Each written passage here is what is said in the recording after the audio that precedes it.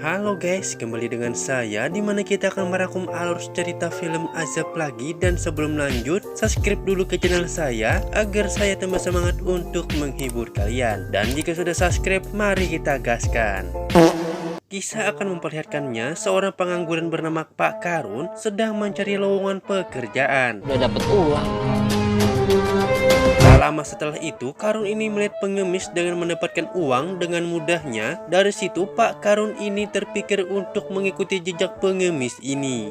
Buset, banyak banget dah uangnya, melebihi gaji PNS ini tiap bulannya. Singkat cerita, malam pun tiba. Pak Karun ini selalu terpikirkan dan mulai mencari baju bekas untuk cosplay menjadi pengemis. Dan siang harinya, Karun ini memulai aksinya ke kampung-kampung untuk mengemis, untuk mencari cuan yang halal atau haram ini. Sebagai pengemis pemula, Karun ini sukses menjadi pengemis dengan mendapatkan uang yang cukup banyak. Udah dapet ratusan ribu begini nih.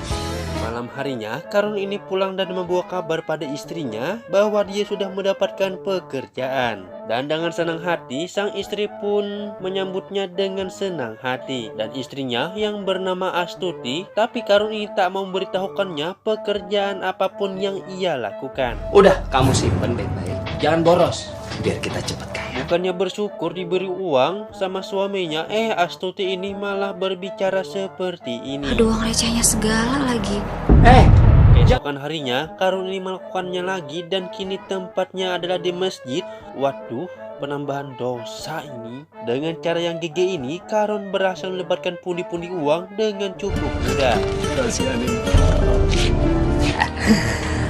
Kalau tiap bubaran sholat. Murah hati sekali dah NPC ini memberikan sejumlah hartanya untuk menyumbangkan ke pengemis gadungan ini. Dengan memuka yang memelas, pakaian tak dicuci setahun, Karun berhasil menipu para warga. Dengan adanya saingannya yang tangannya tersegalkan karena Karun yang mempunyai sifat tamak, menjarah semua uang milik yang bapak satu ini. Enak dari penghasilan. Singkatnya, Karun ini lagi istirahat, tiba-tiba saja terpikirkan untuk mencuri kotak amal. Lah, membukanya gampang amat, mana kuncinya tidak dirusak lagi. Namun lagi-lagi bapak yang lagi tiduran ini malah dituduh yang mengambil kotak amalnya. Dan padahal itu perbuatan si Karun alias si pengemis gadungan ini.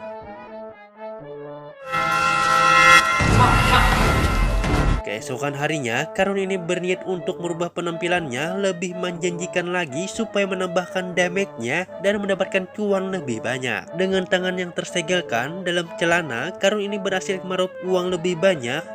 Apa ini? Dan ini judes amat bukannya? Perlu merahnya.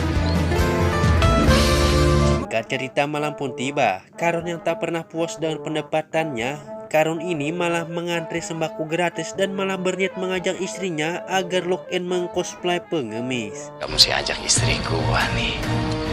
Biar dapat semangat. Singkatnya, Karun ini dengan beberapa bulan cosplay jadi pengemis dapat membeli motor bekas Bad Ember. Apalagi ini gak ada yang lain, apa ini sutradaranya. Beberapa NPC yang menjadi warga sipil pun memuji motor Bad Ember milik Pak Karun ini dan berucap seperti, jadi ngiri saya.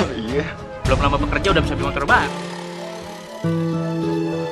Dan di luar nalar, Pak Karun ini malah menyuruh istrinya untuk cosplay jadi pengemis. Ya masih kismin, makanya istrinya disuruh. Karena istrinya tak mau mengemis, akhirnya Karun ini memaksa anaknya untuk menjadi cosplay menjadi ngemis. Dan karena diancam, akhirnya istrinya ini setuju untuk ikut ngemis bersama Pak Karun.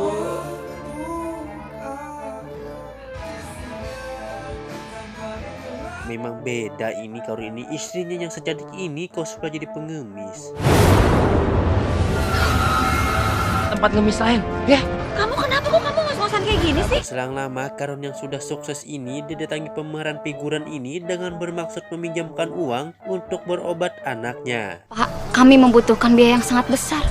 Kami 2 juta rupiah, Pak. Aduh, banyak juga ya. Katanya membutuhkan biaya yang cukup besar, tapi ternyata cuma 2 juta. Dan betapa terkejutnya, Tati ini Karun malah menyuruh anaknya mencari uang menjadi cosplay pengemis. Dengan berat hati, anaknya ini menuruti permintaan ayahnya agar tidak dicap sebagai anak durhaka. Wadaw, cantik-cantik gini ngemis, bukannya menuntut ilmu 12 tahun dan ujung-ujungnya pengangguran juga, cuak. Nganggur juga kan? Singkat cerita, Karun jadi bos pengemis di mana kini mempunyai tuyul-tuyulnya untuk mencari cuan. Dikit nih. Nah, jadi orang pada iba sama lo. Dengan begitu, Karun ini dapat berleha-leha di rumah tanpa harus turun tangan ke jalan dan cuannya pun terus mengalir. Karena kedua pemain figuran ini tak bisa membayar utangnya pada Karun ini, akhirnya mereka disuruh menjadi pengemis alias menjadi tuyul-tuyulnya. Dan kedua figuran ini memutuskan untuk pulang saja karena sudah lelah dengan pekerjaan ini. Orang-orang jadi ngemis karena tak perlu kerja keras mendapatkan uang lebih banyak. Dan itulah pekerjaan di negeri Wakanda, tak perlu repot-repot mengeluarkan tenaga banyak dan akhirnya mendapatkan uang dengan cukup mudah. Karena para pemain figuran ini lock out jadi pengemis melampiaskannya kemarahannya kepada istri dan anaknya. Namun tiba-tiba Karun ini terserempet mobil, kok nggak kena ini? Dan akhirnya Karun ini lengannya harus paksa mengamputasi tangannya. Entah bagaimana pemikirannya, Karun ini malah mengatakan seperti ini. Cepet cari uang, cepet ngemis. Beberapa minggu kemudian, Karun ini tetap lancar menjalankan bisnisnya, padahal ia sudah diberikan teguran, yaitu tangan yang tersegelkan. Dan entah dari mana para warga sewaan ini berdatangan hingga menabrak Karun sampai terjun ke jurang. Ini kecap asin cap kaki Daki mencurat keluar karena tak dibawa ke rumah sakit dan kakinya terinfeksi dan kakinya harus diamputasi. Gini dokternya kalau di negeri azab, kalau nggak diazabnya kena kanker ya ujung-ujungnya koit. Mengamputasi bagian yang membusuk.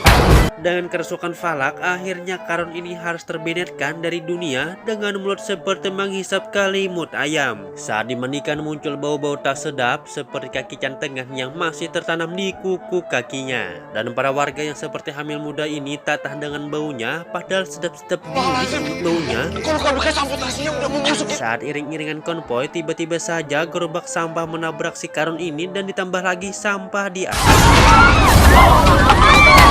Dan entah dari mana datangnya para beling ini hingga akhirnya Pak Karun ini dikuburkan di tempat sampah. Ayo. Dibuka, Pak. Tiba-tiba saja King Ghidorah menyambarkan petirnya dan memporak-porandakan tempat tersebut dan alamlah yang mengambil alih perannya. Pesan yang didapat dari pesan ini adalah jangan pernah menipu orang ataupun berbuat semacam licik seperti ini atau menjadi pengemis, maka azabnya akan seperti ini. Dan carilah uang yang halal agar bisa menghidupi sanak saudara kalian atau keluarga anak istri supaya berkah sampai ke akhirat. Dan jangan lupa untuk subscribe ke channel ini agar saya tambah semangat untuk menghibur kalian. Dan yang sudah subscribe terima kasih. Dan sampai jumpa di video selanjutnya.